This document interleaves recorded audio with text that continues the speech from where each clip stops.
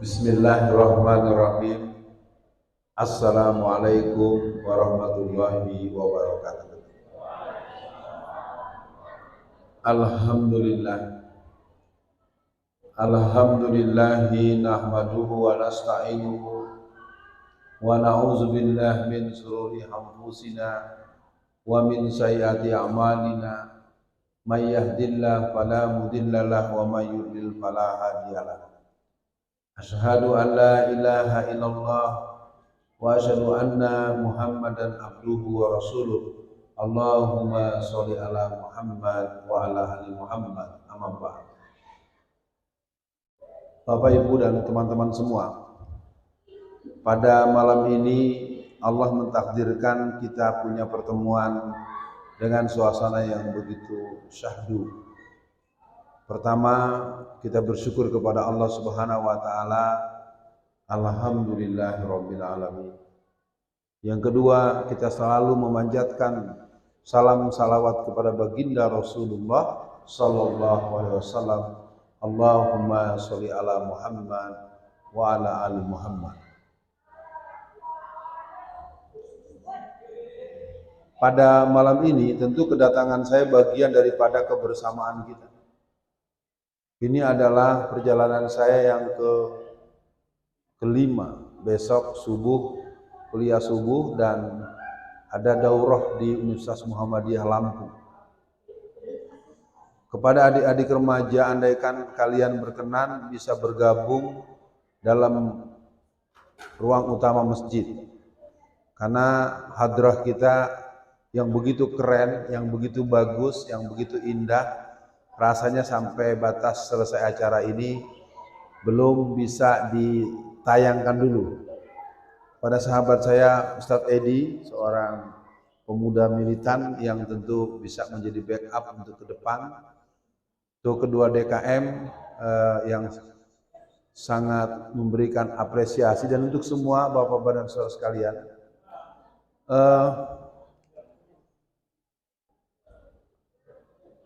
Adik-adik yang putri yang mungil-mungil, yang cantik-cantik bisa di depan sini saya ini.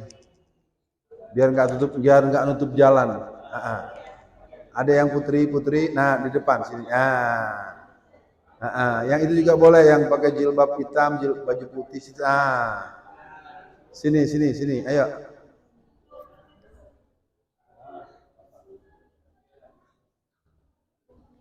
Baik, saya tidak akan sampai pada posisi membuang waktu atau menyita waktu untuk menyampaikan proses-proses yang sangat teknis, yaitu mengatur formasi duduk. Mungkin adik-adik yang muslimah berikan tempat lewat, jadi kalau kalian tutup ke situ nanti yang lewat agak susah. Pertama, saya ingin mengajak para jamaah semua, kita sampai kepada sebuah pembincangan tentang kajian kita malam ini yang secara prinsipal merupakan hari-hari song-song Ramadan, tarhib Ramadan. Kalau semalam itu orang-orang menyebutnya dengan nisfus Sa'ban. Nah, saya pada hari ini mengajak pada semua yang hadir untuk siap-siap. Kita akan membahas sebuah tema yang berjudul optimisme dalam jihad fisabilillah. Jadi kita malam ini akan mencoba membahas satu tema yang akan menjadi pedoman buat saya, buat kita, buat semua. Andaikan di majelis ini, di masjid ini, saya belum menyebut satu persatu nama-nama orang-orang yang selayaknya disebut, maafkan saya karena memang posisinya tidak sempat ada pertemuan pra acara ini, sehingga langsung kedatang ke forum dan kita bicara soal apa yang akan kita bahas. Untuk semua, mari kita sadari bahwa pertemuan malam ini merupakan ketentuan Allah. Kita sudah siapkan baliho yang cukup besar. Kita sudah siapkan poster yang besar. Ternyata itu kan jadi lenyap tanda kutip karena hujan besar. Beberapa teman-teman yang mau hadir menyatakan penundaan kehadirannya dan meminta untuk hadir besok di Universitas Muhammadiyah Lampung. Saya akan bacakan sebuah ayat. Dalam Al-Quran Allah menyampaikan sebuah pesan dan ini menjadi pembuka kajian kita malam ini. A'udzubillahi minasyaitonirrajim. Bismillahirrahmanirrahim. Wala tahinu wala tahzanu wa antum umul a'launa in kuntum mu'minin. Di mana ayat ini mengatakan dalam sebuah pesan yang khusus, wala tahinu wala tahzan wa antum, ya, dikatakan kamu semua a'launa in kuntum mu'minin. Janganlah engkau merasa lemah, janganlah engkau bersedih hati, sebab kamu paling tinggi derajatnya kalau engkau termasuk orang-orang yang beriman. Jadi malam ini saya perlu mengajak pada Bapak Ibu dan anak-anak sekalian, bahwa di Lampung ini selama 2 minggu ini terus bertambah jumlah ustadz-ustadz kita yang ditangkap, ya. Jadi penangkapan guru-guru kita itu dilakukan setiap subuh. Saya perlu mengungkapkan ini karena saya anggap ini sebuah keadaan yang seperti zaman penjajahan Belanda. Ya, ditangkap kadang-kadang tanpa surat penangkapan, tidak tahu dibawa kemana, kapan disidangnya. Jadi ini merupakan pesan dari buat semua. Judul kajian kita malam ini adalah optimisme dalam jihad fisabilillah. Kita mulai dulu dengan terminologi optimis. Optimisme itu artinya tingkat keyakinan, tingkat kegembiraan, tingkat positif terhadap apa yang kita lakukan. Jadi buat ibu-ibu, pertama saya mohon maaf kenapa diajak turun ke bawah, karena saya dengar tadi juga saya lihat sendiri ada juga yang reaksi tidak berkenan adanya ibu-ibu diturunkan ke bawah. Saya mohon maaf. Pertimbangannya adalah memang kita menduga bahwa yang hadir tidak akan sampai kepada batas kebiasaan di Masjid Al-Huda jamaah yang penuh. Jadi hari ini kita coba fokus dengan tema materi dan saya akan tawarkan dulu soal waktu. Mudah-mudahan penawaran waktu ini membuat kita bisa belajar dengan enak karena poin per poin akan saya urai dan kita nanti akan buka juga ruang dialog kalau memungkinkan dari segi waktu. Sekarang jam 9 kurang 20 menit. Kalau saya menawarkan kita selesai sampai jam 10, kira-kira apakah ini terlalu malam? Kalau tidak, berarti kita jam setengah 10. Ibu-ibu atau adik-adik remaja putri, adik-adik yang muslimah, kalau sampai jam 10, apakah keberatan? Tidak.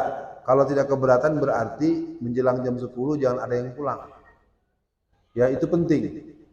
Untuk yang anak-anak menurut saya sementara belajar juga untuk bertahan. Walaupun saya tahu dalam psikologi perkembangan, teori belajar anak, apalagi anak-anak usia SD, itu mereka hanya mampu bertahan konsentrasi itu paling top 30 menit. Ya, jadi supaya dipahami buat semua yang hadir, malam ini kita mencoba untuk berselancar di majelis ilmu. Kita coba buka dulu pemahaman ini dengan judul yang sudah saya sampaikan.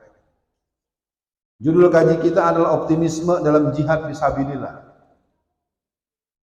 Kita sekarang berada pada satu zaman di mana umat Islam ini mayoritas. Umat mayoritas tapi kehilangan identitas. Umat mayoritas tapi minim dari segi kualitas. Umat mayoritas tapi bermental minoritas. Umat mayoritas tetapi tertindas. Umat mayoritas gampang dilibas, gampang ditindas. Dan malam-malam ini kita akan jawab bahwa kita tidak akan membiarkan ini berlama-lama. Jadi mari kita mulai lihat pertama, apa alasannya kita perlu optimis. Optimis artinya bahwa kita harus membuktikan bahwa orang beriman sebagaimana ayat tadi, wala tahinu wala tahzanu in kuntum a'launal mu'minin. Kalau engkau betul-betul orang yang beriman, itu tercantum dalam surat Ali Imran ayat 139. Jadi tolong semua anak-anak sekalian, bapak-bapak dan saudara-saudara, kita masuk poin pertama. Kenapa kita mesti optimis? Yang pertama adalah karena keberadaan Allah dan pertolongan Allah yang pasti. Nah, pelajaran ini merupakan pelajaran penting buat para jamaah semua. Bapak tidak di situ Pak, agak geser ke sini Pak. Ini dekat perempuan. Nah, ya, kalau enggak ke sini, dekat ke sini. Nah, jadi pada malam ini semua yang hadir, mari kita menghitung apakah kita malam ini mengerti hakikat keberadaan Allah, memahami bahwa kita akan sampai pada bentuk pertolongan Allah. Kita mulai dengan sebuah kisah. Pada masa kekhalifahan Umar bin Khattab, saya yakin bapak-bapak dan ibu-ibu pernah ingat kisah ini. Ada seorang penggembala yang sedang menggembalakan ternaknya sangat banyak. Lalu penggembala tersebut disapa oleh Khalifah Umar bin Khattab. Adik-adik dengerin ya, Ustaz lagi cerita tentang Umar bin Khattab. Penggembala ini membawa rombongan onta, rombongan kambing, rombongan hewan ternak. Jumlahnya banyak. Lalu karena jumlah yang banyak itu ditemuilah oleh Amirul Mukminin Umar bin Khattab. Hai anak gembala, banyak sekali gembalaanmu. Ya, gembalaan saya sangat banyak. Apa kamu tahu jumlahnya berapa? Saya tidak tahu jumlahnya. Apakah tuanmu tahu bahwa jumlah hewan ini jumlahnya berapa? Beliau juga tidak tahu. Bolehkah aku membelinya satu dan aku bayar dengan harga yang tinggi? Tidak.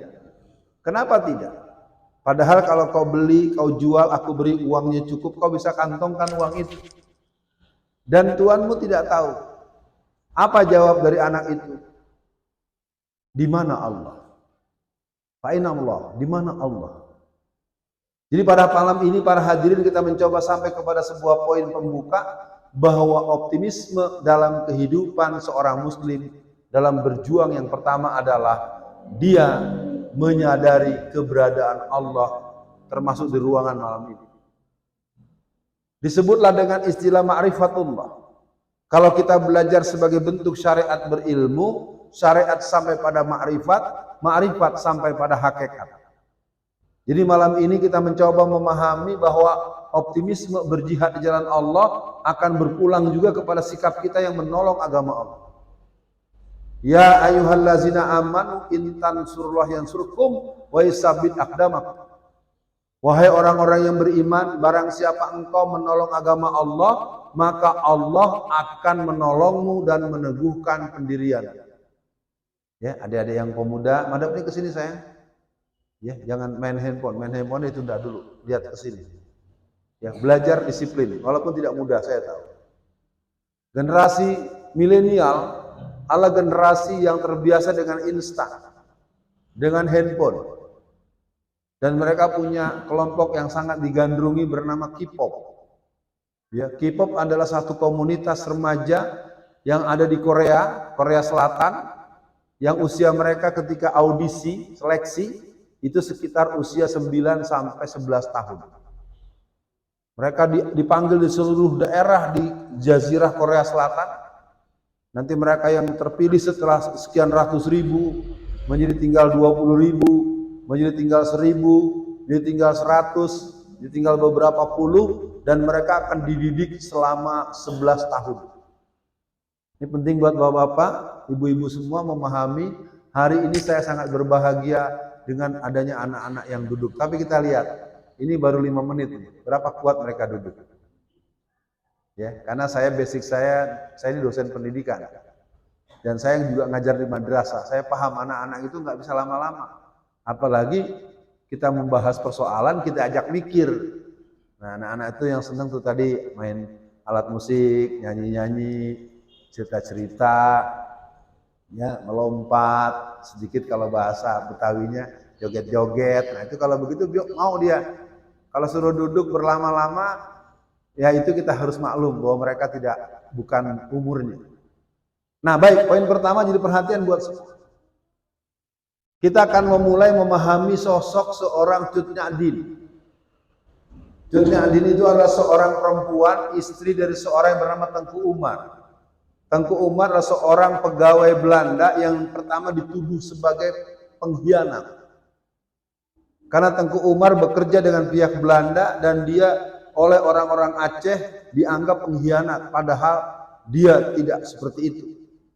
Setelah dia lama bekerja sebagai pegawai orang-orang Belanda, satu persatu dia ambil dari gudang senjata, senjata diambil satu persatu dengan cara yang tersembunyi.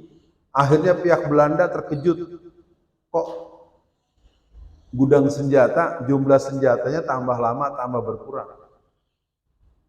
Maka akhirnya setelah senjata jumlahnya besar, Tengku Umar mengambil posisi merebutnya dan menggerakkan pemuda-pemuda Aceh untuk melawan penjajah Belanda. Ringkasnya, Tengku Umar mati terbunuh oleh pemerintah atau tentara Belanda. Pemuda-pemuda Aceh kehilangan pemimpin. Akhirnya dia mengeluhkan kepada perempuan. Jadi buat adik-adik yang perempuan, ibu-ibu yang muslimah, bahwa akhirnya apa yang terjadi saat itu, akhirnya orang yang bernama Cut Nyadin ditanya oleh anak-anak muda itu, Cut Nyak, bagaimana perjuangan kita berikut? Kenapa kalian bertanya seperti itu? Karena kami sekarang tidak ada pemimpin. Apakah kalian tidak ada yang berani memimpin? Mereka terdiam. Baik, kalau kalian tidak ada yang memimpin, aku yang akan memimpin peperangan ini. Jadi adik-adik, dulu pernah ada yang namanya Cut Nyadin.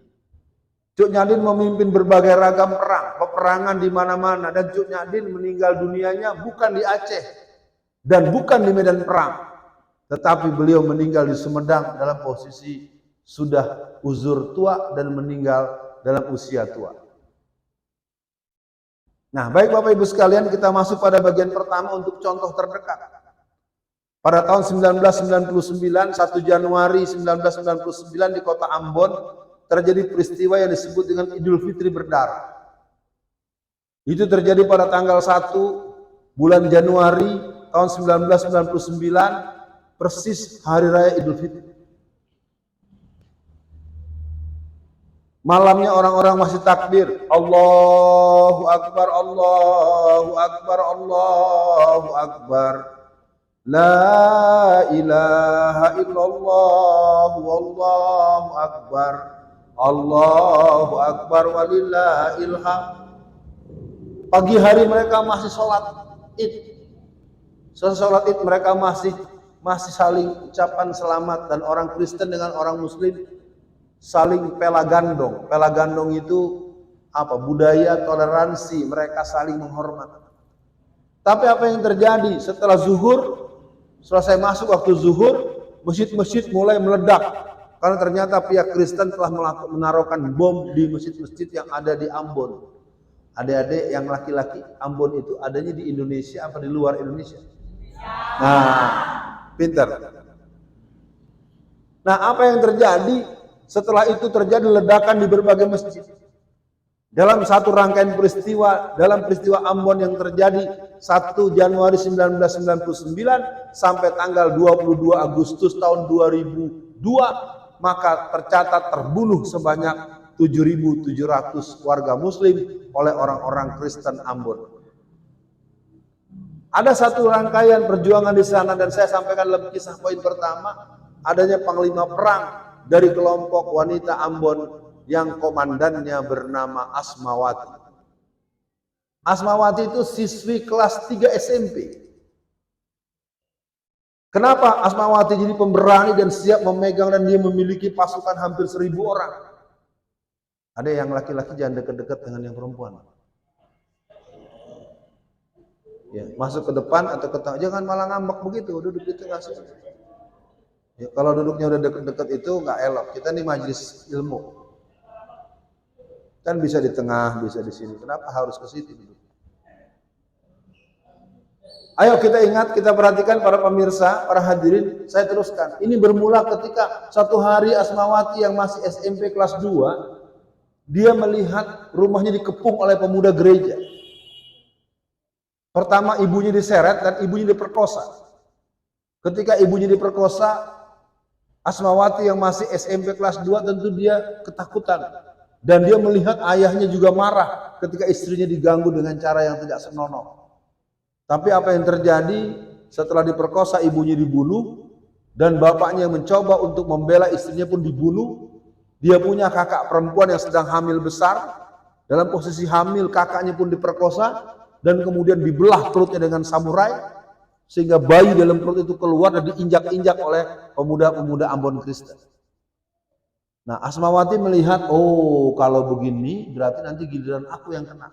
Akhirnya dia melarikan diri dan dia bergabung dengan satuan-satuan perlawanan yang ada di Ambon. Yang di sana bergabung adalah Laskar Jihad Aswaja, Laskar Jihad yang dibuat oleh beberapa tokoh-tokoh Islam, termasuk Front Pembela Islam, termasuk Hamas, termasuk Kompak, dan termasuk gerakan-gerakan yang punya pasukan perang saat itu. Jadi artinya ingin saya katakan pada malam ini ada catatan sejarah yang perlu dipahami oleh jamaah.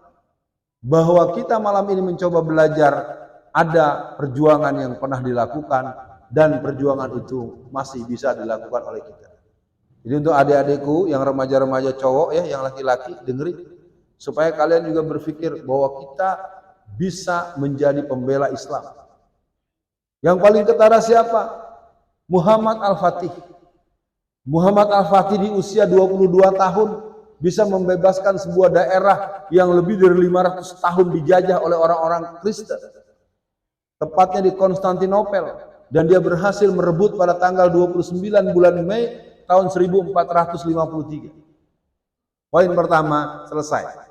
Kenapa kita optimis? Karena kita merasa bersama Allah dan kita menolong agama Allah. Jadi di ruangan ini kepada bapak-bapak, kepada saudara-saudara, para pengurus masjid, walaupun kita berniat yang hadir membludak dan banyak, itulah pentingnya. Wa makaru wa makarallah wallahu khairul makirin. Manusia boleh berencana, tapi Allah punya ketentuan. Yang kedua, kenapa kita mesti optimis berjihad di jalan Allah? Yang kedua adalah garansi Rasulullah pada orang-orang yang berjihad untuk mendapatkan surga dan syafaatul uzma. Jadi malam ini kan semua yang mendengarkan ceramah pada malam ini, mari dengarkan dengan baik. Bahwa yang namanya umat Islam itu memiliki risalah jihad. Jihad adalah sebuah amalan mulia. Sebagaimana Rasulullah pernah bertemu dengan seorang sahabat dan sahabat bertanya, "A'malul afdal ya Rasulullah, apakah perbuatan yang baik itu ya Rasulullah?" As-salatu li awali waktiha. Sumaman ya Rasulullah, al-bir wali walidai. Sumaman ya Rasulullah, apalagi ya Rasulullah, al-jihadu fisabilillah. Biasanya itu dari anak-anak madrasah, anak-anak TPA itu akan dimunculkan dalam bentuk nyanyian. Amal apa yang disukai Allah. Sembahyanglah tepat pada waktunya. Apalagi yang disukai Allah. Berbaktilah pada ibu dan ayah. Apalagi yang disukai Allah. Berjihad di jalan Allah. Nah ini mungkin pesan buat ustazah, buat ustadz, agar anak-anak kita di samping hadrah lagu-lagu itu, ajak mereka punya lagu-lagu yang juga punya diksi yang sehari-hari gitu. Supaya kita tidak terbiasa anak-anak kita hanya mendengarkan hadrah di masjid tapi di rumah lagunya cinta-cinta. Umur baru 5 tahun, ulang tahunan, milad, tapi lagunya Aku Kecup Bibirmu. Oh itu terjadi dalam anak-anak di TK-TK itu nyanyi-nyanyi begitu. Karena memang kita sekarang kehilangan, makanya nanti mungkin para ustazah, para ustadz segala macam, mari kita juga di samping hal-hal yang kalimatan thayyibah, kita bisa mengambil, kita bisa memulai adanya lagu-lagu anak-anak. Dulu kita masih ketemu Bu Kasur, Pak Kasur, ya Pak ya, masih ada lagu anak-anak. Saya tidak bisa menyanyi, tapi saya paling tidak ingin mengajak dunia remaja, dunia anak-anak memang tidak perlu dunia serius. Dia perlu menyanyi, melompat, bergerak, segala macam. Jadi yang kedua adalah garansi Rasulullah. Maka Rasulullah, barang siapa orang yang dalam hidupnya tidak bercita-cita untuk berjihad, membela Islam, barang siapa orang yang dalam hidupnya tidak bercita-cita untuk berjihad fisabilillah, haram buat dia mencium bau surga. Makanya jangan sampai kita anak-anak ngaji terus ngaji. Oh, yang udah ngaji sudah tidur, habis tidur lagi, habis tidur lagi. Nah, itu biasanya anak-anak yang mondok. Kalau lagi libur kerjanya tidur terus. Betul apa betul? Oh, itu kan dijawab. Ya, jadi poin kedua, optimisme dalam jihad adalah garansi Rasulullah. Maka Rasul buka dengan sebuah kalimat yang bagus, la yu'minu ahadukum hatta ahabba ilaihi wa waladihi wan nasi ajmain. Tidaklah engkau dikatakan beriman sebelum engkau mencintai aku lebih dari seluruh alam semesta. Jadi anak-anakku sekalian, adik-adikku yang remaja-remaja yang usianya masih SMP, SD, SMP, SD, SD, SMP, kalau yang sudah SMA itu sudah dewasa, dekat dengan cara berpikir orang dewasa. Jadi malam ini perbincangan kita yang kedua adalah bahwa kita harus optimis. Ya, seorang Asmawati yang SMP kelas 3 saja punya pasukan hampir 1.000 orang memimpin perang untuk melawan pasukan Obed. Obed itu robet, robet itu merah, merah itu adalah salib, salib itu temannya Palu Arit. Ya. Yang ketiga, nah ini buat anak-anak sekalian, buat bapak-bapak, buat saudara-saudara, optimis kita harus berniat bahwa anak-anak di belakang kita punya jiwa perjuangan membela agama. Ma ta'buduna min ba'di. Jangan sampai bapak-bapak pengurus masjid, ibu-ibu aktivis pengajian kemana-mana, tapi anaknya tidak bisa mengaji, anaknya tidak suka dengan agama, tidak suka dengan aktivitas keagamaan. Coba nih Ustaz tanya nih buat anak-anak yang cowok-cowok nih. Halo, siapa yang tadi sholat subuhnya ke masjid? Ini yang kamu-kamu nih, yang kamu-kamu nih. Enggak ada kan Pak? Ustaz Alfian Tanjung, terus terang ya, Ustaz Alfian Tanjung tidak pernah mondok. Tapi saya sejak SD kelas 4 subuhnya ke masjid. Karena ibu saya tuh setiap subuh itu selalu memasukkan tangannya ke bawah ketiak saya kanan, ke kiri. Saya akan dibopong, diantarkan ke depan rumah, depan gang rumah atau pintu rumah. Itu leher saya dikalungkan sarung. Ibu saya bilang, Alfian, kamu segera ke masjid. Anak-anak kita mondok dari SD sampai SMA, sampai mahasiswa. Tapi giliran sudah di rumah nggak ke masjid juga. Kenapa? Karena waktu mondok dia takutnya dengan sisi keamanan, kesantrian, bukan karena Allah. Jadi ketika sampai di rumah orang tua juga capek ngebangunin. Ini bukan apa-apa nih, omongannya harus direnungkan buat bapak-bapak. Adik-adik yang remaja putra ya, kamu tahu kalau laki-laki tidak ke masjid, sholat subuhnya, kamu bukan laki-laki muslim yang sejati. Rijalus saleh, rijalus sa'ah, laki-laki yang sejati, subuhnya ke masjid setiap hari, karena laki-laki nggak ada mens. Iya. Kapan laki-laki berhenti sholat? Coba jawab. Yang lain diam dulu Pak ya, ini anak-anak dulu nih. Kapan laki-laki berhenti sholat? Kalau mati. Iya, jadi mulai hari ini pemuda-pemuda, adik-adik remaja-remaja putra yang ada di sini, mulai besok subuh ke masjid. Jangan bilang dingin, jangan bilang jauh. Kamu giliran piknik bisa kemana-mana, giliran ke masjid nggak bisa. Yang salah bukan kamu, mesti orang tua nih nggak suka ngebiasain. Kebiasaan anak dipondokin, habis mondok cuma ngandelin mondok sama udah bayaran. Kan sudah bayaran. Jangan bayaran saja yang diurus, didikan, biasakan. Kecil teranja-anja, besar terbawa-bawa, sudah tua berubah tidak. Pembiasaan itu penting. Ya, jadi mudah-mudahan nanti setelah ini kita akan buka tanya jawab. Anak-anak boleh bertanya, nanti Ustadz Alfian akan terangkan mau nanya apa dalam kisah-kisah sejarah perjuangan umat Islam Indonesia, mau nanya apa tentang kisah-kisah teladan, dan para masyarakat nanti juga boleh dipertanyakan berbagai persoalan yang berhubungan dengan keumatan. Yang ketiga adalah regenerasi biologis dan ideologis. Jadi ibu-ibu jangan pernah takut punya anak banyak. Kalau ibu nggak bisa punya anak 5 ya 7. Kalau nggak bisa 7 ya 9. Ketawa. Ya adik-adik nih ya Ustadz kasih tahu ya. Dalam pengetahuan Ustadz dalam pergaulan kemana-mana, perempuan itu butuh melahirkan secara periodik. Saya punya kawan namanya Ustadz Anwar. Ustadz Anwar itu anaknya baru 9. Ya. Dan Ustadz Anwar itu ketika melahirkan anak pertama, dia langsung yang menangani persalinan untuk melahirkan kelahiran istrinya. Jadi istrinya melahirkan, bidan itu suaminya. Boleh nggak? Boleh, kan keren. Nah, ketika adiknya yang ke-7 itu sudah diurus oleh kakaknya yang nomor 1, kakak perempuannya. Jadi ibunya melahirkan, yang jadi bidan anaknya. Berapa keuntungan di sana? Pertama, praktis, higienis, ekonomis. Iya, ya kan? Daripada masuk kena 5 juta bisa beli komputer baru, sehat lagi kan?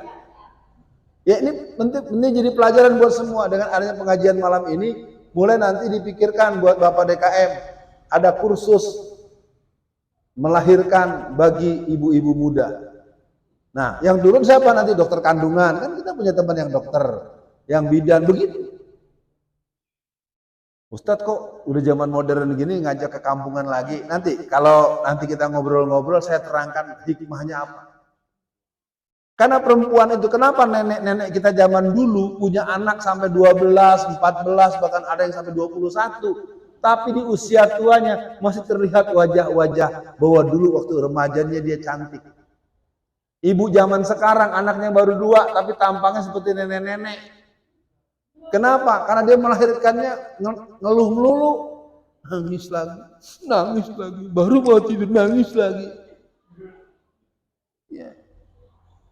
Terus kucing itu melahirkan atau bertelur? Kucing pernah disesar tidak? Tuh, dengerin tuh ya, ibu-ibu ya yang dewasa, tolong omongannya didengar.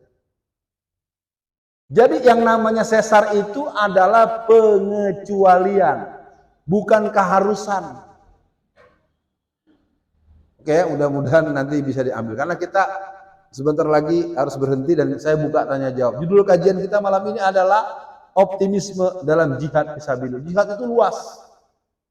Kalau jihad bersenjata itu ada jihad yang paling ringan, al-jihadul asghar. Ya kan? Setelah perang Badar, Rasulullah berjalan bersama para sahabat, wahai para sahabat, baru saja kita menyelesaikan al-jihadul asghar. Karena jihad mengangkat senjata itu adalah jihad yang menggembirakan dan membuat suasana heroik buat para pemuda-pemuda.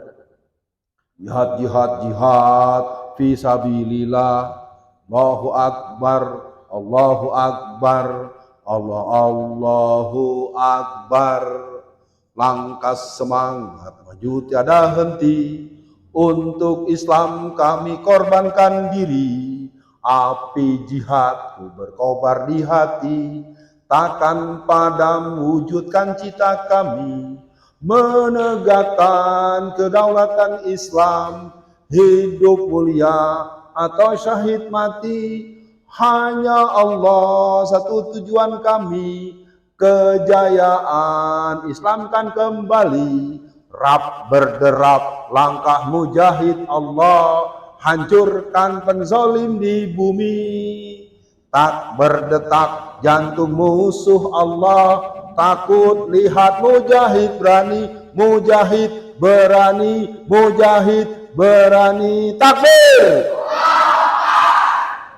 Gitu, kajian kita malam ini kan optimisme dalam berjihad. Jadi kalau kita terbiasa dengan semangat perjuangan, maka baru sekedar hal-hal kecil, apalagi baru sekedar hujan, apalagi baru sekedar PR, apalagi semua diselesaikan. Tapi pengajian tetap, dan malam ini saya acung jempol buat remaja-remaja yang hadir.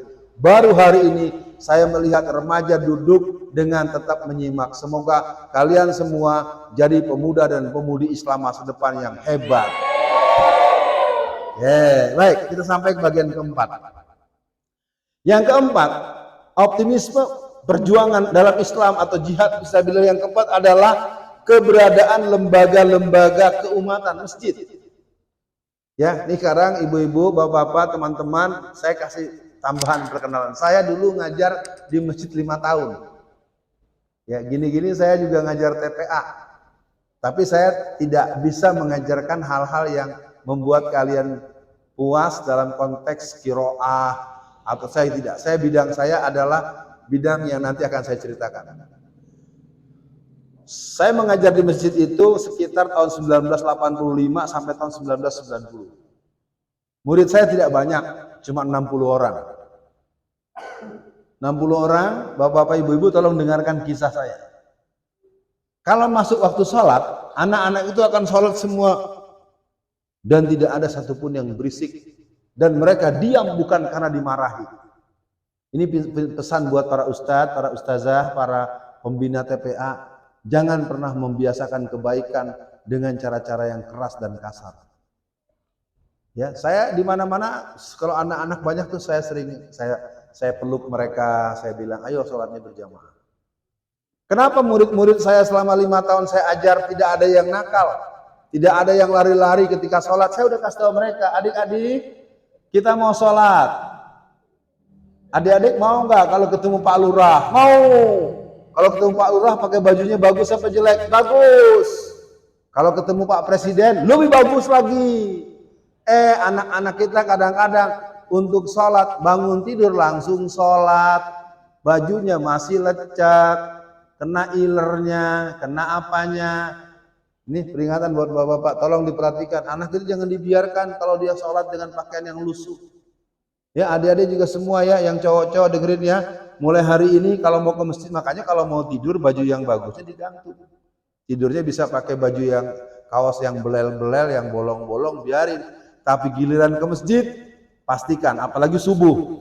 Ya, buat semua remaja, bapak-bapak, ibu-ibu, subuh itu yang paling top. Kalau mau ke masjid, kita sudah mandi. Karena dalam ilmu kesehatan, mandi itu tidak bagus antara maghrib sampai menjelang jam 12. Ini saya bicara ilmu kesehatan, bukan soal kebiasaan. Kalau kebiasaan kadang-kadang karena dari mana-mana kita jam 9 masih mandi juga. Ya, ini semua biar sehat, biar kuat. Kalau mau mandi itu dari jam 1 pagi sampai menjelang subuh. Ya, jam 2, jam 3, setengah 4, katakanlah menjelang azan subuh. Nah, buat anak-anak sekalian, karena dari tadi udah dipuji oleh Ustaz Alfian Tanjung, sebentar lagi kita tutup pengajian kita dengan kita dialog. Jadi yang keempat, keberadaan kelembagaan keumatan masjid. Saya ini orang Padang ya, Sumatera Barat. Tahun 60-an, 70-an di Sumatera Barat itu ada yang namanya lembaga anak surau. Anak surau itu adalah kelembagaan yang dimana anak-anak itu tidak lagi tidur di rumah. Ini mungkin buat pengurus DKM, nanti mungkin saya tidak berani menawarkan apapun, sekedar jadi inspirasi. Kenapa orang-orang seperti Agus Salim, seorang tokoh nasional, bahkan tokoh internasional, dia mempunyai kemampuan berbahasa kurang lebih 14 bahasa asing. Ya, jadi tokoh-tokoh yang berasal dari daerah-daerah yang basis keagamaannya kuat itu biasanya bahasa asingnya bagus, bahasa Arabnya bagus, bahasa Inggrisnya bagus. Bahkan Agus Salim tersebut dipuji oleh Ratu Wilhelmina sebagai salah satu ratu dari kerajaan Belanda. Wahai Agus Salim, kenapa bahasa Belanda kamu lebih bagus daripada orang Belanda? Ya, ini mudah-mudahan ceramah malam ini jadi inspirasi buat pengurus masjid. Anak-anak sudah bisa hadrah, sip. Kapan mereka latihan silat? Yang perempuan sudah dilatih apa? Kapan latihan masak? Jangan cuma cantik, main handphone, main kotak-atik, suruh masak nggak bisa. Ya, ini saya udah pengalaman di kampus tuh. Yang paling sibuk begini-gini bisa masak, bisa Pak, masak Indomie. Ya, masak Indomie. Ya. Terakhir. Nanti kita setelah ini tanya jawab. Kenapa kita perlu optimis dalam jihad fisabilillah? Solidaritas dunia Islam. Ya. Waktu terjadi perang di Bosnia Herzegovina, Bosnia itu sebuah negara bagian dari negara Yugoslavia. Sebuah negara yang ada di sebuah jazirah yang mungkin pernah ada dan terpecah 5 setelah pemimpin yang bernama Josip Broz Tito meninggal dunia. Apa yang terjadi?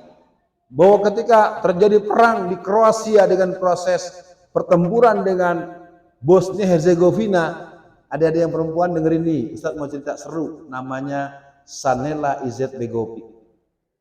Sanela ini anak cewek, pinter segala kendaraan, bisa bawa motor, bisa bawa truk, bisa bawa tank, bisa bawa jeep, ya bisa nyetir. Nih ibu-ibu yang perempuan udah banyak yang bisa nyendarin motor, mobil ya. Berapa orang yang sudah bisa nyetir? Ibu-ibu, teman-teman semua jemaah di sini. Nah nanti adik-adik yang kecil-kecil belajar deh ya. Karena waktu itu waktu pertempuran antara kelompok Kristen dan kelompok Islam itu ada sebuah kondisi di mana mereka bisa membawa tank-tank baja itu yang bawa perempuan. Karena kan kalau perempuan oleh pasukan musuh dianggap perempuan bisa apa gitu. Ternyata dia yang bawa. Ya. Dan juga dalam pertempuran yang ada di Bosnia itu terkenal seorang yang bernama Muhammad Ramdan. Muhammad Ramdan itu seorang mahasiswa doktoral S3 dari ITB, Institut Teknologi Bandung. Jadi sekali lagi buat malam ini kita mencoba menerangkan bahwa bapak-bapak, pengurus masjid, para jamaah, tokoh-tokoh di sini, kita tidak akan pernah punya wibawa kalau kita tidak menyiapkan masyarakat yang bermental jihad. Kalau tidak ada mental jihad, kita tidak akan pernah berani mendatangkan penceramah-penceramah, guru-guru kita yang punya kemauan dan punya kemampuan dan mempunyai kecenderungan untuk membela agama. Untuk apa punya masjid besar? Untuk apa kita punya uang kas banyak? Untuk apa kita punya orang banyak tapi kita dikalahkan? Kemarin musim Covid ini karpetnya digulung tidak? Siapa yang suruh gulung? Nggak ada peraturan itu. Nggak ada Pak. Tidak ada peraturan itu harus berkekuatan hukum tetap, ada sanksi. Ya sudah, yang sudah berlalu. Besok kita tanyakan, kalau suruh gulung mana peraturannya? Bapak-bapak harus berani bertanya, jangan cuma kedatangan petugas Satgas Covid kecamatan. Kenapa? Karena rumah-rumah ibadah agama lain tidak ada yang digulung-gulung, tidak ada yang dirapat-rapat. Bahkan ada agama tertentu di Bali itu, mereka puluhan ribu orang mengadakan ibadah tidak pakai masker di musim-musim Covid. Kenapa hanya umat Islam terus yang dikejar-kejar? Kenapa umat Islam terus yang diatur-atur? Karena negeri ini memang sedang cenderung menjadi negeri yang berhaluan komunis PKI. Ya, ini mungkin pintu masuk buat anak-anak sekalian, teman-teman remaja, pemuda-pemudi, bapak-bapak, ibu-ibu untuk bertanya. Jadi yang kelima, kenapa kita optimis? Solidaritas dunia Islam. Waktu perang Ambon, itu jangan dikira pemuda-pemuda Islam dari seluruh dunia itu datang. Mereka datang lewat berbagai jalur, ada yang lewat Pulau Jawa, ada yang lewat Pulau Sulawesi.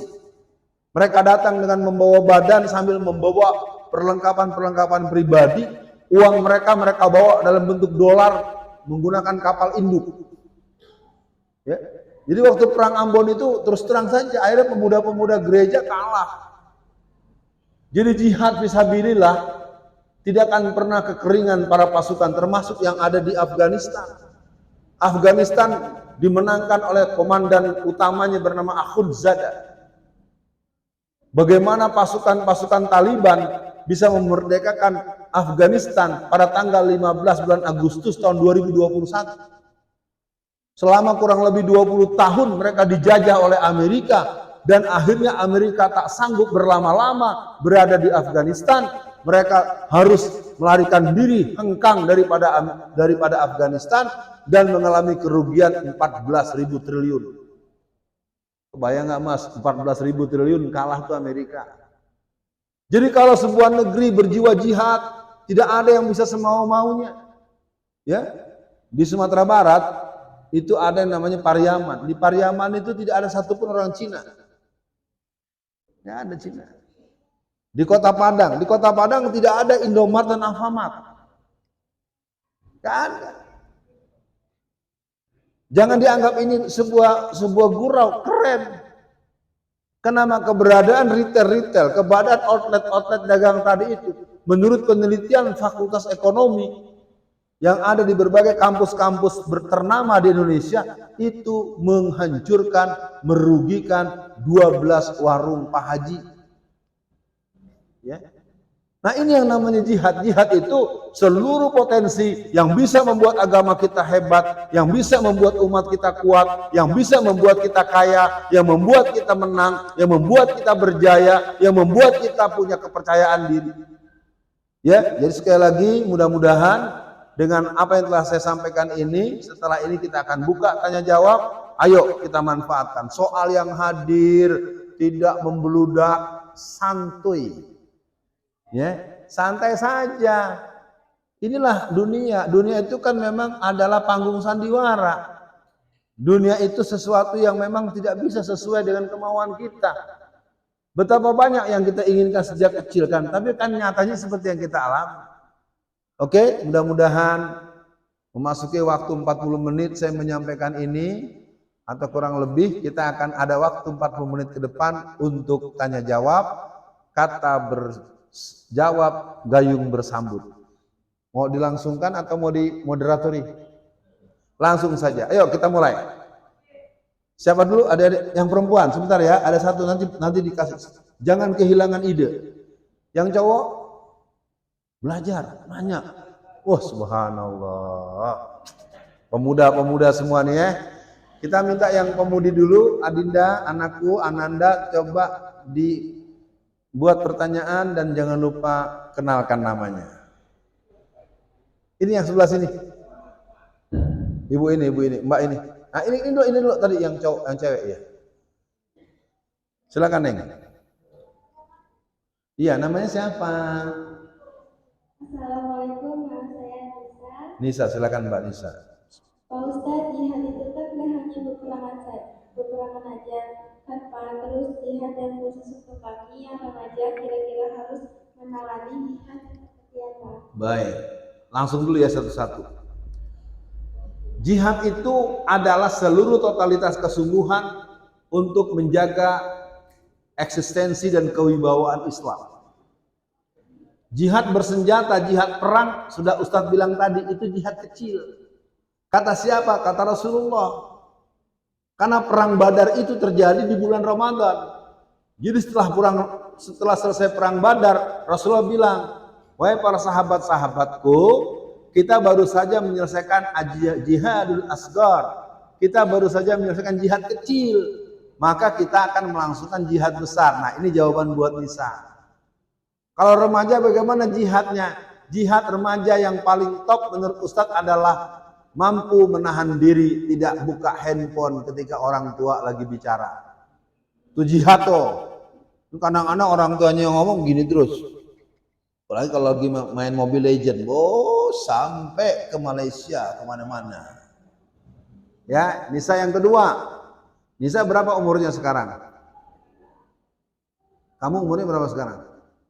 14. Kamu mau punya suami umur berapa nanti?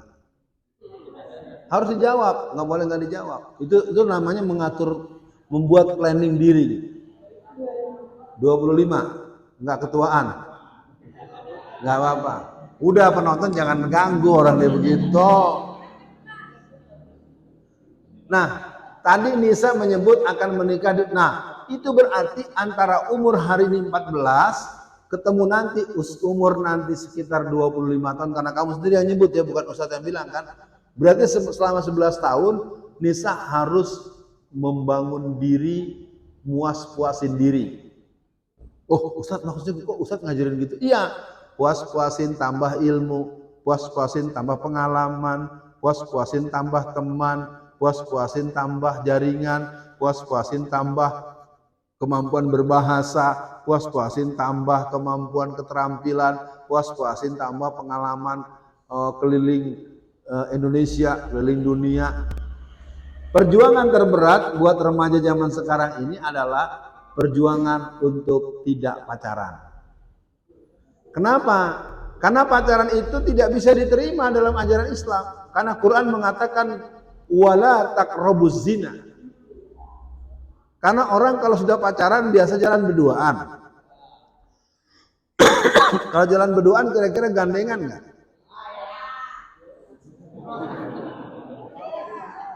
Kalau berduaan kira-kira ada makan beli pesannya satu piring, kira-kira suap-suapan nggak? Nah tuh. Nah, bapak-bapak dan para pengurus dan semua masyarakat di sini, ini luar biasa. Saya malam ini sangat bahagia sekali bertemu dengan remaja-remaja yang punya kemampuan bertanya dengan sangat cerdas. Semoga Nisa nanti pada saatnya ketemu suami yang soleh. Ya. Semangat banget naksir ya. Nah, jihad-jihad yang lain ya belajar. Ya, tapi saya tidak ingin mengatakan kalau perempuan itu sebetulnya menurut saya yang paling sedang itu umur 21 atau 22 tahun itu sudah bisa menikah. Ini saya bukan masuk agar Nisa merubah, cuma hitungannya kan perempuan itu yang paling bagus tuh punya anak 10, 12 gitu. Udah, yang penting Ustaz udah jawab ya Nisa ya, yang penting kamu perhatikan, jaga diri, kamu perempuan, jaga teman, jaga makanan, dan jangan sembarangan mau diberi makanan atau minuman oleh orang yang kamu tidak tahu menahu, tahu-tahu kamu disediakan, jangan mau. Itu biasanya suka berbahaya baik dari fungsi-fungsi organ tubuh maupun hal-hal lain yang negatif. Ini buat semua yang remaja-remaja, buat juga yang mahasiswa-mahasiswi, jangan pernah mau dikasih makan dan minum, apalagi kamu ketika dibuatnya nggak lihat. Bisa jadi makanan itu sudah dimasukkan sesuatu dan kamu nggak tahu. Dan itu cukup sering terjadi. Makanya pesan dari Ustaz Alfian pada pengurus masjid dan juga bapak-bapak, nanti kalau ada pengajian lagi kebetulan misalnya saya ada ketemu lagi, saya akan bilang, saya mau remajanya sama banyak dengan orang dewasanya. Bisa nggak tuh? Berat ya Pak Edi ya? Berat ya? Oke, penanya kedua silakan. Enggak, itu tuh yang belakang tadi. Sabar. Sabar Bang. Assalamualaikum warahmatullahi wabarakatuh. Waalaikumsalam. Ingin bertanya, konsep jihad seperti apa yang tepat diterapkan pada zaman sekarang? Jihad itu prinsipnya tidak pakai rumus-rumus situasional secara ininya ya. Yang jelas pertama, jihad itu fisabilillah. Jihad itu di jalan Allah, bukan fisabilil fulus, bukan fisabilil yang lain, nggak ada, bukan fisabilil partai, bukan fisabilil bapakku, bukan fisabilil wong Lampung, nggak ada. Jihad itu fisabilillah, itu yang pertama. Tapi ini bagus pertanyaannya. Artinya berjihad itu artinya kita akan membela kewibawaan Islam. Gini, kalau ada yang mau dengar cerita Ustaz Alfian. Ustaz Alfian itu tahun 84 bulan Juni mengikuti leadership basic training pelajar Islam. Waktu itu saya masih SMA kelas 2 tahun 1984. Kita mengalami pengkaderan pelatihan selama 7 hari. Di malam terakhir kami membaca ikrar, kita disebut dengan nama Ikrar Jakarta. Bahwa kami para pelajar Islam Indonesia senantiasa akan membela kepentingan Islam dan umat Islam dalam situasi dan tempat dan keadaan yang bagaimanapun juga. Dan saya ajak ini buat Pak Edi dan kawan-kawan nanti agar dipikirkan, mungkin kalau kedengar-dengar lagi saya datang, kita perlu buat satu kelas khusus. Nanti kita akan buat, dan kalau memang ada tempat kita nanti akan kombinasi ya, karena saya biasa kalau begini nggak bisa duduk, saya harus berdiri. Kita bisa sama-sama buat lingkaran, kita bisa bernyanyi, kita bikin yel-yel, karena generasi kita sekarang minim sekali pengalaman berstruktur. Mereka biasa diajar, mereka nggak punya pengalaman berstruktur, mereka perlu punya pengalaman ya. Saya ambil contoh buat bapak-bapak, ibu-ibu ya, saya cerita. Salah satu program, saya kan punya lembaga namanya Taruna Muslim. Di Taruna Muslim itu kami sudah menyelenggarakan 7 angkatan namanya pesantren kilat terpadu. Biasanya kita mengadakan itu 7 hari. Hari pertama sampai hari kelima itu di kelas. Nanti di hari ke-6 memasuki hari ke-5 terakhir, anak-anak itu ada yang berdakwah di pasar, berdakwah di bus, berdakwah di pusat-pusat umum. Oh, itu seru sekali. Ya, apalagi anaknya cantik-cantik, baca Qur'annya bagus. Kan kalau orang-orang yang suka ngamen-ngamen di bus itu kan sekedar minta uang. Anak-anak ini nggak minta uang. Dengan suaranya yang bagus, saya bagi 3 orang, yang satu membawa acara, yang satu tausiah, yang di pojok belakang bagian keamanan kalau ada yang ganggu. Jadi mereka, ya. Kenapa saya perlu cerita ini? Bahwa ternyata memang pengajian-pengajian, kumpulan-kumpulan remaja seperti ini, bapak-bapak perlu difikirkan. Sehingga mereka juga punya keasikan, kegembiraan, dan saya sedang melakukan persiapan untuk subuh gabungan remaja se-Jawa Tengah. Insya Allah 1 juta remaja pada tanggal 19 bulan Juli tahun 2023. Nggak mendadak Ustadz Edi. Tanggal 8 Oktober Maulid Nabi kita selenggarakan ada 7.500 remaja. Imamnya anak semester 3 dan bukan santri. Jadi perhatian buat bapak-bapak ibu-ibu, basic saya ilmu pendidikan dan saya punya kebiasaan melakukan sesuatu yang memiliki determinasi. Saya tidak mau berbuat, kalau dikumpulkan 1.000 orang, 1 juta orang santri semua ya gampang. Teleponin aja pimpinan-pimpinan pesantren, selesai. Jadi saya kerap melakukan sesuatu, makanya dengan kalian udah nanya gini, bapak-bapak, dan ini udah dengar, nanti kita ini. Adik-adik sekalian, kita skor sebentar, kita kasih yang bapak-bapak dulu. 1, ibu-ibu 1, nanti kita balik lagi. Bapak-bapak dulu, silahkan sebelah sini. Ya, sebelah sana, silahkan. Tolong kasih mic-nya deh. Yang anak-anak jangan pergi kemana-mana, gantian.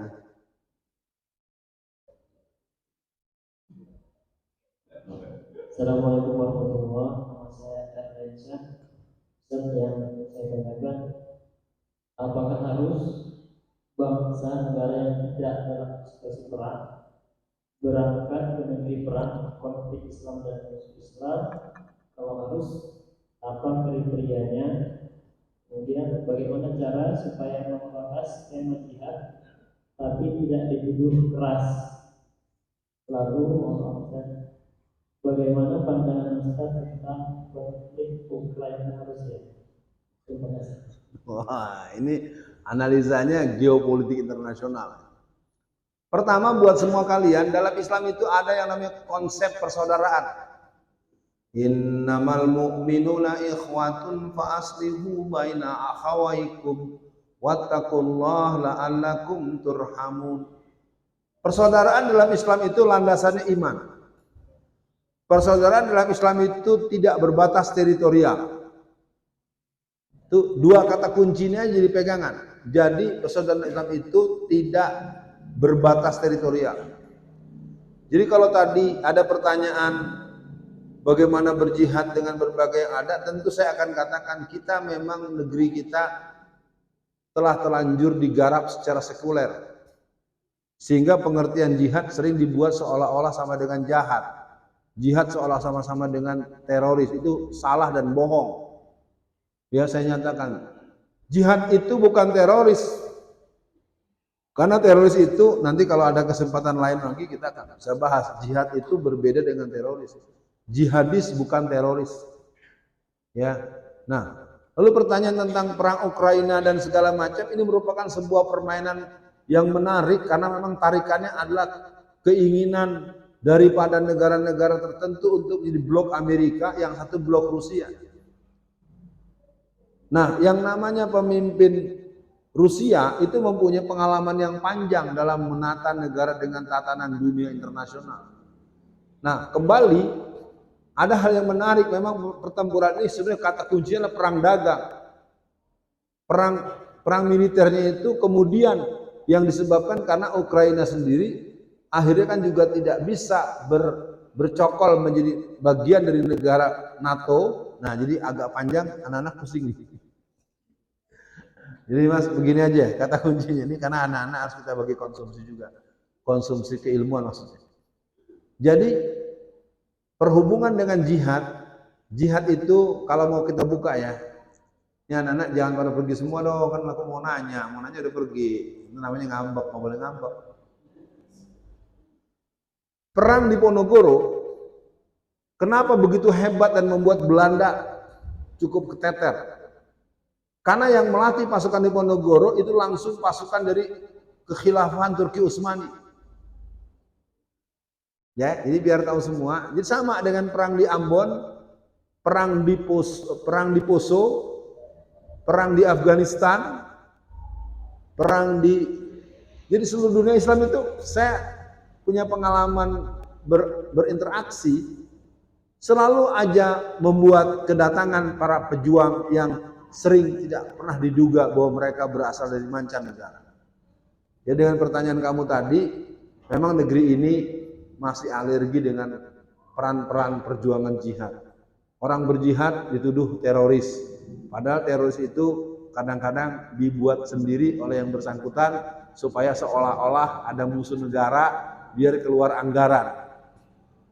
Ya, saya berani ngomong begitu karena saya lama dalam pergerakan Islam.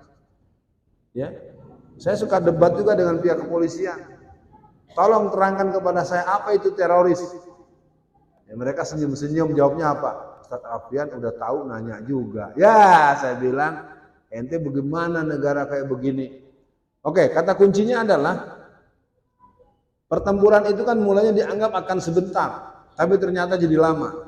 Ya, oke, kita batasin dulu ini, anak-anak udah nggak tahan. Oke, akan saya tutup karena ini udah pada mundur-mundur. Sekarang ada ini yang mau nanya tadi, yang mana? Jangan ngambek, nggak boleh ngambek, tetap nanya ya. Nah, gitu. Tolong dikasih mic-nya. Yang di belakang tolong dorong ke tengah. Ayo, ada yang putri atau ibu-ibu nanti ya yang muslimah sebelah sini boleh nanti. Silakan.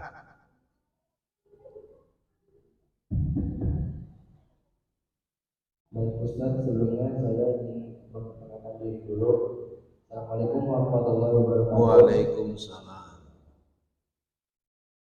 Perkenalkan, nama saya Muhammad Adam.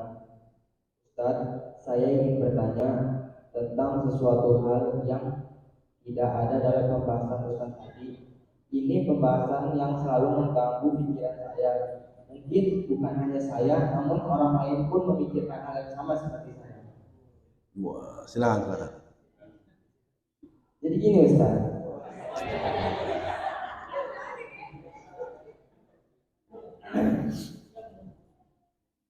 kalau Tuhan menciptakan semua ini, alam yang indah ini,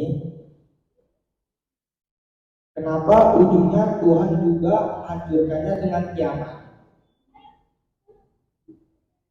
Manusia, binatang, hewan, tumbuhan, semua yang diciptakan Allah itu adalah makhluk-makhluk yang indah, sempurna ciptaan Allah. Dan kenapa endingnya malah dikiamatin Ustaz? Kenapa gitu Ustaz? Oke, makasih Ustaz. Pertanyaan kamu ini pertanyaan kaum filsafat ya. Artinya memang pemikiran-pemikiran yang sifatnya berangkat daripada sebuah pengandaian-pengandaian yang tidak untuk disalahkan, tidak untuk dimentahkan. Sebetulnya ini harus dirawat dengan pengertian bahwa Allah itu maha segala maha. Dan Allah telah membuktikan di berbagai kesempatan dan di berbagai fakta-fakta sejarah. Kita ini dijajah oleh Belanda lebih dari 300 tahun, bahkan ada yang bilang 350 tahun. Belanda itu membawa agama Protestan. Tapi kenapa ketika Belanda sudah pergi, kita tidak banyak yang beragama Protestan, tapi tetap Islam?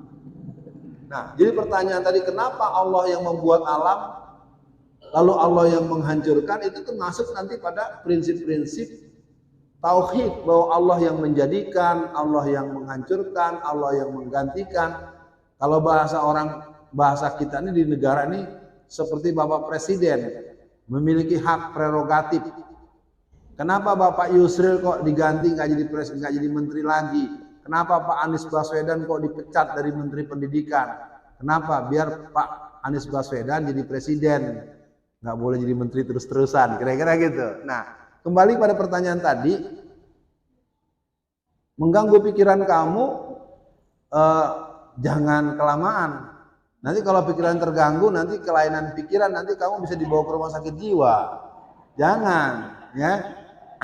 Jadi kita harus berpikir bahwa perjalanan kita ini ada batas-batas tertentu, ujung-ujungnya kita akan sampai kepada sebuah kesadaran bahwa la haula wala quwata illa billah.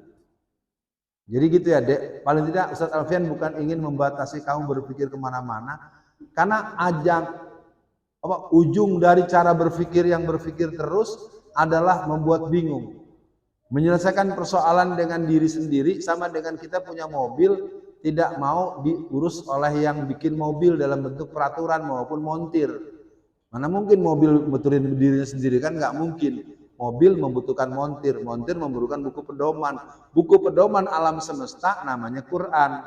Quran itu diturunkan di bulan Ramadan. Nanti bulan Ramadan ada nuzulul Quran. Nah, kenapa saya jawab sampai ke sana? Karena memang terus terang ya bapak-bapak, ibu-ibu, ini adik ini harus dicoba didampingi, didudukan dulu. Pertanyaan ini muncul, ini pertanyaan kamu atau pertanyaan titipan deh? Ini pertanyaan kamu atau pertanyaan titipan? Pertanyaan kamu sendiri dengan kamu berpikir atau kamu ada yang nitip, tolong tanyain ini gitu. Sejujurnya. Udah lama ya. Nah, saya ingin katakan pada kamu bahwa ini persoalan yang akhirnya tidak menguntungkan buat siapapun. Karena Allah itu adalah Allah itu titik berangkat, Allah itu titik proses, Allah itu titik tuju. Maka konsepsi transendensi ilahiyat ini menjadi bagian yang tidak, dan saya ingin katakan buat para jamaah, ini adik ini masih remaja tapi dia mempunyai pemikiran kelompok dewasa. Artinya kamu tidak perlu berhenti deh, terus deh. Yang penting sholat masih kan, sama orang tua masih hormat kan, masih cium tangan kan, tos. Ya, selesai sudah. Karena kalau orang sudah mulai berselancar dengan alam pikirnya, lalu dia kemudian tidak lagi mau menghormati orang tuanya, nggak perlu ngomong. Kalau ada seorang muslim laki-laki tidak menghormati orang tuanya, apa kata Rasulullah? Allah tidak akan memudahkan urusan dia di dunia dan di akhirat. Buat yang perempuan, wahai para wanita, janganlah dengan mulutmu dan kelakuanmu kau menyakiti hati ayah dan ibu. Barang siapa seorang muslimah menyakiti hati ibunya terutama, maka Allah akan menghukumnya di dunia. Di antaranya Allah akan membuat dia bermasalah ketika melahirkan. Ya, jadi Nisa mana Nisa? Masih ada Nisa. Nisa ya sayang ya. Dengar Ustaz Alfian bilang ya, kamu harus hormat sama bapak sama mamanya, harus begitu. Karena perempuan-perempuan di mana-mana kalau merasa pinter, merasa cakep, suka kurang sopan sama orang, suka menghina. Ya, ifatun nisa. Akhlak yang baik seorang wanita muslimat itu bukan hanya cantik badannya, tapi cantik tutur bahasanya. Kemampuan dia memilih kata yang akan dia sampaikan akan membuat dia orang bilang, subhanallah si Nisa, orangnya cantik tapi budi pekertinya juga cantik. Pengen punya mantu seperti Nisa. Begitu nanti bapak-bapak bilang. Tapi ada orang cantik tapi suka menghina, kamu jelek amat sih. Jelek ya. Nggak boleh ya, jadi buat adik-adik semua laki-laki dan perempuan. Saya pikir, siapa namanya tadi? Adik ya? Siapa namanya? Ilham. Adam. Nama kamu bagus, nabi yang pertama ya. Adam, tadi sholat subuh jam berapa Adam? Sholat subuh jam berapa?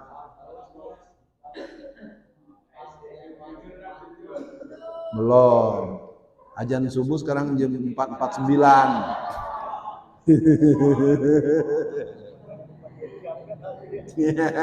Gak apa-apa ya, masih sholat kan ya? Alhamdulillah. Oke, sekarang kita tutup yang terakhir, ibu-ibu yang dewasa. Ya ada di belakang, tolong kasih mic-nya. Dek kasih ibu-ibu dulu deh. Bapak-bapak nanti saya kasih terakhir ya, ini masih sampai 9:30. Siap-siap. Ayo Bu. Assalamualaikum Ustaz. Waalaikumsalam. Nama Anda Dewi. Mbak Dewi. Di sini kami ingin curhat ya Ustaz ya. Iya, silakan. Terkait dengan tarbiyah di masa Rasulullah itu mendidik generasi muda untuk menjadi pembela demi agamanya, penegak agamanya. Sedangkan saat ini kondisi generasi muda maupun kondisi pendidik itu di dalam mendidik menggunakan tarbiyah itu orientasinya bukan untuk membela agamanya, akan tetapi lebih pada orientasi nilai gitu. Angka, lebih pada angka, sehingga hasil dari sebuah didikan itu tidak mencerminkan sebuah upaya untuk melakukan satu pembelaan, baik itu terhadap agamanya maupun terhadap ilmunya. Ini menjadi sebuah dilematis bagi kami yang mungkin dalam lingkup kecil berusaha untuk menjadikan anak-anak itu memiliki jiwa juang. Akan tetapi di satu sisi kami dihadapkan pada kondisi di mana anak-anak lebih dituntut oleh, mohon maaf, mungkin dari pihak orang tua untuk menjadikan dia mempunyai nilai yang bagus. Yang penting bagus nilainya. Masalahnya nanti ilmu itu bisa diamalkan, ilmu itu bisa bermanfaat atau tidak, itu yang kesekian Ustaz. Itu dilematis buat kami. Mohon nanti pencerahannya bagaimana kami harus menyikapi hal yang seperti ini. Yang kedua Ustaz, masih minimnya wadah.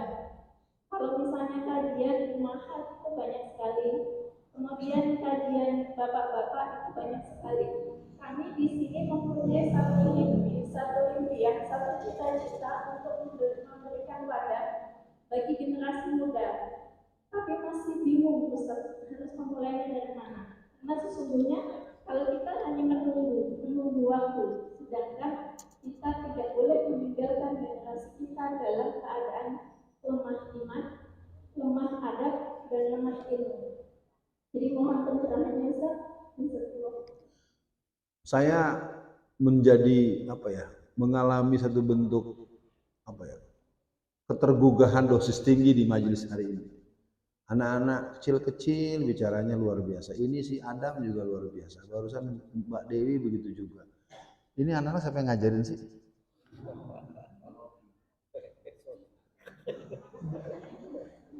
Enggak, artinya gini, saya ingin mengapresiasi dulu. Pertanyaan dari Ukhti Dewi tadi ini merupakan bagian daripada kesadaran kekinian. Saya 30 tahun mengajar mata kuliah ilmu pendidikan. Di kelas-kelas saya setiap mengajar itu ada dua ekstrim. Di semester tertentu murid saya cuma 13 orang. Tapi di semester lain bisa 40 sampai 70 orang. Ini buat bapak-bapak perhatikan, ini luar biasa nih, anak-anak kita potensinya bagus dan mungkin nanti perlu ada satu pembicaraan-pembicaraan di tingkat orang tua untuk membuat bagaimana masjid ini pusat peradaban dan pusat belajar.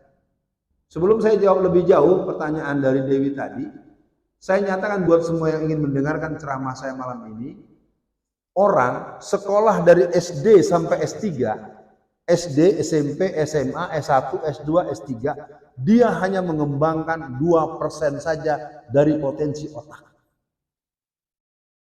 Jadi perlu jadi perhatian buat semua. Nah, hari ini persoalan kita bukan persoalan orang pintar. Kalau mau pintar kita bisa belajar dari sini. Anda bisa mau berguru dengan siapa? Bisa dengan guru Gembul. Anda bisa mau belajar dengan siapa? Dengan Helmi Yahya. Anda mau belajar dengan siapa? Anda bisa bicara dengan sederet nama orang-orang yang punya kemampuan baik analisa militer, bagaimana cara membuat menu makanan terbaru, bagaimana tutorial, bagaimana cara memasang spray yang tidak mudah lecak. Bagaimana kita akan punya banyak. Yang kita tidak punya hari ini adalah kemampuan menjadi guru yang digugu dan ditiru, guru yang digugu dan dirindu. Ada dua kelemahan dalam kehidupan para orang tua dan para guru hari ini, yaitu mereka tidak memiliki keteladanan dan kewibawaan alami. Keteladanan itu bermuara kepada apa? Ya ayyuhallazina amanu lima taquluna ma la taf'alun. Kabura maqtan indallahi an taqulu ma la taf'alun. Wahai orang-orang yang beriman, mengapa kamu menyuruh orang lain berbuat baik tapi kamu melupakan dirimu sendiri? Amat besar kemurkaan Allah kepadamu karena engkau menyuruh orang lain berbuat baik tapi engkau melupakan dirimu sendiri. Jadi terus terang saja malam ini saya mendapatkan Suasana samudra belajar yang membuat saya tersadar bahwa ternyata saya akan bertekad kalau nanti ada kesepakatan dengan waktu yang tidak harus diburu-buru, insya Allah saya mengazamkan diri satu waktu saya akan kembali datang ke alam Buddha. Boleh ya? Nanti kita diskusi, kita siapkan layar, kita diskusikan tentang apa. Karena sebetulnya saya adalah orang yang terbiasa dengan belajar dengan dosis tinggi. Ya, ini luar biasa pertanyaannya. Jadi yang pertama tadi adalah buat Dewi sendiri kamu harus mulai mematut diri. Karena hari ini sejarah dibuat oleh orang yang berkuasa. Tetapi orang yang berjuang akan membuat sejarah masa depan. Ya. Jadi kalau kita sekarang lihat cerita seolah bohong, yang benar kita nih, kita akan buat. Tadi ada pertanyaan, mau bikin kelompok pelajar, ayo dibuat. Saya dulu juga punya anak-anak, dulu saya mengajar anak-anak tadi itu prinsipnya 4. 1, sholat 5 waktu tidak tinggal. 2, bisa baca Quran. 3, berbakti pada orang tua. 4, juara kelas. Jadi di masjid itu saya punya kelompok belajar, murid saya 60 orang. Kalau musim ujian, dulu namanya THB atau EHB. Kalau sekarang kan semesteran semua. Ya kan, dulu kan namanya THB kan Pak. Di musim THB Pak, murid-murid kami dulu, murid-murid yang saya pimpin, karena saya punya tim pengajar ada berempat. Itu katakanlah komandannya saya. Kalau musim ujian, musim THB, musim EHB, musim semesteran, justru masjid penuh. Bukan libur. Anak-anak tuh saya buat kelompok ini yang belajar bahasa Inggris, kamu yang ngajarin. Ini belajar matematika. Saya bagian cari mendapatkan soal-soal yang mirip-mirip buat ujian besok. Bukan yang sama, kalau yang sama namanya fotokopian, burung beo. Jadi terus terang malam ini saya bilang acung jempol buat siapapun yang menjadi pengelola masjid ini, semoga Allah berkahi kita semua. Nah, kalau tadi ada kerinduan untuk membuat komunitas lembaga kegiatan pendidikan remaja, maka saya minta kepada pengurus masjid segera lakukan revitalisasi remaja masjid. Bentuknya bisa kita rancang. Saya sedang merancang satu kegiatan remaja yang sudah saya bilang tadi, yaitu subuh gabungan 1 juta remaja se-Jawa Tengah. Ya. Karena kita sudah memulai dengan 1.300, 7.500, 6 bulan ke depan kita akan rancang 1.000 remaja. Imamnya anak SMA kelas 3. Kalau yang besok umurnya baru 20 tahun, hafal 30 juz dan bukan anak pesantren. Kalau anak pesantren hafal Quran biasa, sudah bilang berulang-ulang. Antum orang pesantren anaknya udah biasa, anak pesantren hafal, apalagi kalau pesantren tahfiz jadi hafal, wajar.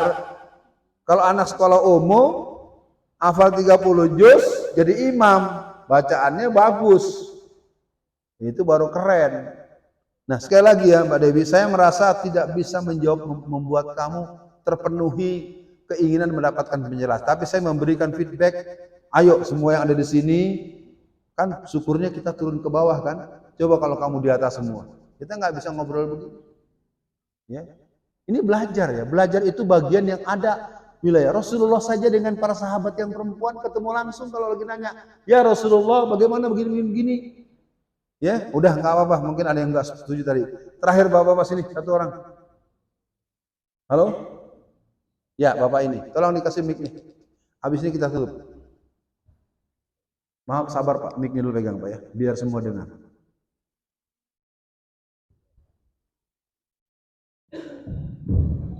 Assalamualaikum Pak Ustaz. Waalaikumsalam. Saya mau bertanya untuk masalah kita optimis dalam fisabilillah ini. Sementara kebijakan-kebijakan yang dilakukan oleh pemerintah itu yang sangat dominan untuk ini masalah ekonomi ini tadi. Kita juga fisabilillah juga tidak terlepas dari keberadaan dana itu sendiri kan. Nah, bagaimana kita merubah kebijakan itu lebih pro terhadap masyarakat begitu Pak. Artinya pandangannya untuk ke depan itu taruhlah 2024 ini ya mohon maaf itu saja. Terima kasih. Assalamualaikum warahmatullahi wabarakatuh. Bapak punya pertanyaan yang menurut saya sangat susah untuk dijawab. Tapi saya coba memposisikan diri seperti Bapak. Negeri ini sudah dalam cengkeraman para oligarki.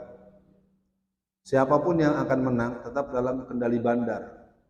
Bandar itu ada di sekitar kita. Dan itulah yang sedang terjadi sejak kurang lebih 20 tahunan belakangan ini. Jadi buat anak-anakku sekalian, buat remaja-remaji yang ada di sini, pertanyaan beliau ini bagian daripada semangat kita untuk tidak membiarkan terus menjadi orang yang dijajah. Kita sudah menjadi negara yang tidak punya harga diri. Di negeri kita, Indonesia ini, pemilikan tanah lebih dari 70% bukan punya kaum pribumi. Bahkan menurut versi tertentu malah menyebut angkanya sudah mendekati angka 80%. Itu satu poin. Yang kedua yang harus disadari mentalitas. Mentalitas masyarakat Indonesia itu mentalitas pegawai negeri. Coba deh Bapak bisa bayangkan, kalau malam ini saya mengumumkan saudara-saudara, siapa yang ingin jadi ASN, siapa yang ingin PNS, segera hubungi Ustadz Alfian Tanjung, maka Anda dalam waktu 3 bulan akan keluar SK sesuai dengan departemen di mana Anda mau dapat SK. Kira-kira pada nanya nomor handphone saya nggak? Oh, yang nggak hadir pun ikut nanya nomor. Lalu saya buat 3 kelompok atau 4 kelompok masing-masing 250 orang satu grup. Apa yang saya buat? Tiap grup saya kirimkan chat. Siapa yang mau keluar SK PNS-nya, SK ASN-nya dalam waktu 2 pekan setelah penyampaian saya ini, saya minta segera kirimkan DP masing-masing 50 juta. Kira-kira setelah saya ngirim gitu pada nanya nomor rekening saya nggak? Kenapa saya jawab gitu Pak? Bapak ini termasuk orang yang punya kesadaran yang sangat serius. Karena negara kita ini ada 5 hal. Pemiskinan, pembohongan, pembodohan, penzoliman, dan pembiaran. Jadi kalau Bapak melihat negeri kita masyarakatnya miskin itu bukan takdir, Pak. Dimiskinkan. Jadi kalau kita belajar nanti analisa kemiskinan struktural, kita akan bertemu dengan orang yang namanya Profesor Mubiarto. Profesor Mubiarto mengatakan dengan sangat menyedihkan dan mengenas kalau bahasa kitanya mah. Memang dibuatlah negeri ini masyarakatnya tidak berdaya. Saya punya contoh langsung. Tahun 2011 saya itu berbisnis atau memproduk telur asin. Telur asin itu biasanya produk orang Brebes. Tapi kan kita juga bisa bikin. Ketika telur asin itu mulai banyak yang laku dan jumlahnya semakin banyak yang pesan, saya tinggal di Tangerang. Dari ujung Pamulang Tangerang Selatan sampai Tanjung Kai Tangerang Utara ada 350 peternak itik, kuyuk, entok, soang, ayam. Dari 350 peternak itu masing-masing mereka mendapatkan uang entah judulnya apa, 35, 40, 50 juta dari oknum-oknum Cina. Akibatnya ketika saya memerlukan membeli butiran-butiran telur itu nggak bisa Pak, karena itu semua oleh pihak yang naruh uang ini seperti model ijon, ditaruhin uang gitu. Nah, kenapa saya jawab ke sana Pak? Betul, mereka memang tidak mau membuat kita, makanya sekarang buat masyarakat, mari kembali bermental dagang. Itu dulu, mentalitas dulu. Tapi saya bicara gini juga malu. Kenapa? Saya ini orang Padang. Tahu Padang nggak Pak? Pandai dagang. Nah. Sumatera Barat hari ini warganya sekarang 73% jadi pegawai. Ini yang sebenarnya menggelisahkan saya. Karena kalau orang menjadi pegawai, dia dapat uangnya pasti bulanan. Uang bulanan dengan orang dagang dapat uang harian kira-kira jauh nggak bedanya? Jauh banget. Makanya ketika pegawai pajak rumahnya mewah, pasti korupsi.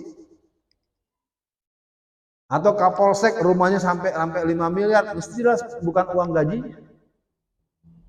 Orang gajian di negeri kita, apalagi cuma tamatan S1, itu paling tinggi gaji cuma 7 juta. Kalau gaji 7 juta dipakai buat bayar listrik, sekolah, belanja harian segala macam, paling tinggal sisa top-top paling 2 juta. Kalau mau diperes-peres, 1 juta lah. Mau tahu-tahu punya Robicon, lalu punya ini. Kalau nggak korupsi dari mana? Nah, jadi buat Bapak, pertanyaan Bapak saya pikir bagian daripada kesungguhan kita. Dan saya terus terang Pak, hari ini Pak Edi dan kawan-kawan, ini masjid dahsyat. Ya terus terang aja, saya hari ini menjadi sadar bahwa ternyata saya tidak punya pilihan untuk terus belajar dan belajar. Kita cukupkan saja pas jam 10, mari kita berdoa bersama. Semoga suasana pertemuan malam ini menjadi suasana bersejarah dengan hadrah yang keren, dengan pertanyaan, satupun pertanyaan saya merasa belum bisa memuaskan para penanya untuk mendapatkan jawaban. Tapi saya mencoba memfeedback sebagai bentuk kesadaran bahwa kita berkumpul malam ini di sebuah majelis ilmu taman surga yang semoga kita mengerti bahwa kita tidak pernah boleh puas dalam urusan belajar. A'udzubillahi minasyaitonirrajim. Bismillahirrahmanirrahim. Asyhadu an la ilaha illallah wa asyhadu anna Muhammadan abduhu wa rasuluh. Allahumma sholli ala Muhammad wa ala ali Muhammad. Allahumma ya Allah ya Rabbul alamin. Malam ini dengan suasana yang sangat sederhana, yang Kau dahulukan dengan anugerah-Mu berupa turunnya hujan yang cukup deras. Maka kegiatan kami malam ini dihadiri sesuai dengan apa yang terlihat dalam penampakan fisik pada pengajian malam ini. Semoga seluruhnya yang hadir pada malam ini Kau berikan hidayah, Kau berikan inayah, Kau berikan rezeki yang melimpah, ilmu yang luas dan mendalam, dan jadikan semua yang hadir pada malam ini pada waktunya akan berjumpa dengan kami semua di surga yang telah Kau siapkan. Adapun buat teman-teman kami yang belum sempat hadir, yang sudah berniat hadir tapi belum sampai dan belum kesampaian, berikanlah kepada mereka semua kesehatan, agar mereka juga pada satu waktu akan berkumpul dalam majelis ilmu dengan guru-guru yang berbeda, dengan ilmu-ilmu yang penuh hikmah, dan dengan pengetahuan yang mengantarkan kami makrifat kepadamu. Ya Allah, pada malam ini kami mendengar ucapan dari putri-putri kami, putra-putra kami, dan seluruh yang hadir di majelis ini, sebuah kebersamaan dalam cinta kepadamu, dalam membela Islam, dalam berjihad di jalan-Mu. Maka kami mohon dalam doa-doa ini kami mendapatkan sesuatu yang kami inginkan atas keridaan Engkau ya Allah. Allahumma inna nas'aluka salamatan fid din wa aziratan fil ilmi wa barakatan fil rizqi wa taubatan qoblal maut wa maghfiratan ba'dal maut. Allahumma hawin alaina fi sakaratil maut wa najatan minan nar wal afwa hidal hisab. Rabbana zalamna anfusana wa illam taghfir lana wa tarhamna lanakunanna minal khasirin. Allahumma ya Allah ya Rabbul alamin, jadikanlah kami malam ini malam yang penuh dengan kesadaran, yang dengan sadar itu kami mengerti apa yang harus kami kerjakan dan apa yang harus tidak kami kerjakan. Ya Allah, jadikan Masjid Al-Huda ini salah satu masjid yang ada di Jazirah Lampung sebagai tempat dilahirkannya para pejuang-pejuang Islam, para muslimah, para mukminah, dan orang-orang yang tercerahkan. Mereka akan berada di tempat ini dan akan di bagian dari pembelaan kepada eksistensi dan misi umat Islam. Allahumma alfi baina qulubina wa asli zata bainina wahdina subulas salam minaz zulumati ilan nur wa jannibna al-fawahisa ma zahara minha wa ma batan wa barik lana fi asma'ina wa absarina wa qulubina wa azwajina wa zurriyatina innaka antat tawwabur rahim. Wahai Allah, malam ini kami bersyukur kepadamu karena kami berada di sebuah negeri yang sangat kaya raya, walaupun kekayaan kami sebagian besar diambil oleh orang-orang kafir, dan kami akan merebutnya dengan kekuatan iman, ilmu, dan kepemimpinan. Pada malam ini kami bermohon, jadikan para pengurus takmir dan DKM daripada Masjid Al-Huda terus menggelorakan jihad sesuai dengan nama masjid ini, agar masjid ini tempat menggembleng para pemuda-pemudi masa depan, membangun peradaban dari masjid, membangun pasukan-pasukan pembela negara, bangsa, dan agama pastinya juga dari masjid ini. Jadikan kami semua yang berkumpul pada malam ini senantiasa bersemangat untuk terus belajar terus, dan berikan kepada kami kesempatan ya Allah untuk berjihad dalam bentuk-bentuk yang paling ideal, sehingga kami punya kemampuan untuk hidup mulia atau mati syahid. Rabbana atina fid dunya hasanah wa fil akhirati hasanata wa qina azabannar. Amin ya rabbal alamin. Bapak Ibu sekalian, Saya terus terang malam ini sangat berbahagia sekali, saya bangga betul. Dan buat pengurus tidak usah merasa nggak enak dengan yang hadir cuma segini, karena ini adalah bagian daripada perjalanan dakwah. Dulu sahabat Nabi, dulu ada seorang Nabi yang bernama Nabi Yunus. Nabi Yunus itu berdakwah lebih dari 33 tahun. Dia mengajar, mengajak. Muridnya cuma 2, namanya Tanuh dan Rubil. Jadi Nabi Yunus yang 33 tahun berdakwah, muridnya cuma 2, luar biasa. Kita walaupun hujan besar, yang hadir masih lebih dari 22, mungkin 32, mungkin 42, mungkin 52. Assalamualaikum warahmatullahi wabarakatuh.